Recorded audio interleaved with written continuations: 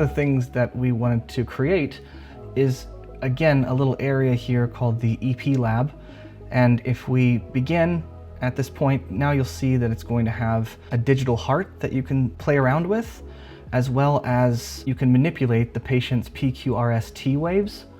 So remember, these waves, they actually start, depending on the wave, the P wave starts atrial contraction, and the atrial relaxation starts somewhere within the QR area, but the R wave, for instance, that's when your ventricle starts to actually contract.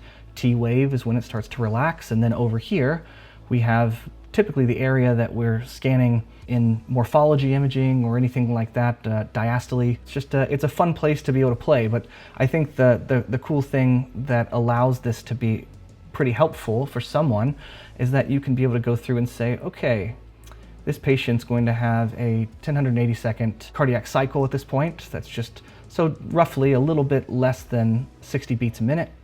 And in real life, every patient is not just, you know, the beat doesn't last the same duration.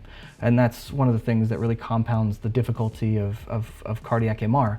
So a way to kind of mimic this random nature of our digital human is we can say, hey, the R to R, you know, the R to R here will take 1080, give or take 35 milliseconds. So if I were to go through and preview this, now you can see.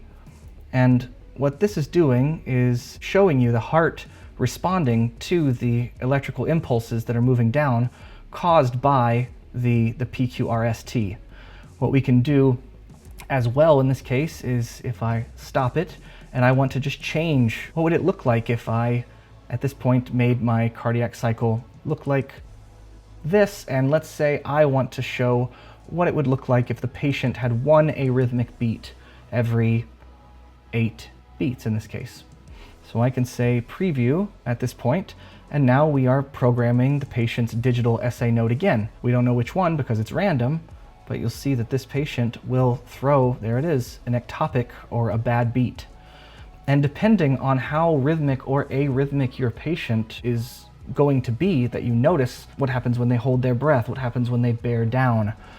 Those kinds of things are really going to determine how you need to acquire images. So let's say, for instance, I'm doing a cardiac function. In this case, this patient is all over the place. The problem with this is that each one of these positions has its own K-space, and so some of these positions, it just knows where the R wave is, and it's filling data from that R wave. So you'll see in our shorter R to Rs right here, I'm taking systolic data and putting it inside of a diastolic K-space, so that's going to result in motion. So in this case, for this specific patient, maybe I would sit there and I would use arrhythmia detection. If that's the case, I would say, hey, as long as the R to R is greater than 600 milliseconds, then it can be counted. In this case, it won't. It would then ignore it. But let's say this patient is super arrhythmic. You have just as many bad beats as you do good beats.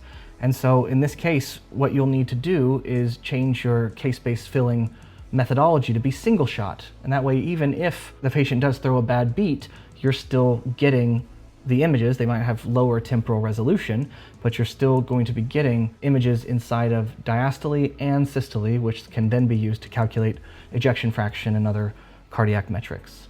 So I hope this makes sense in terms of getting to know ECG a little bit better, and also being able to see how the ECG correlates to motion, and then kind of coming up with how you would address this patient's imaging based on their cardiac tendencies.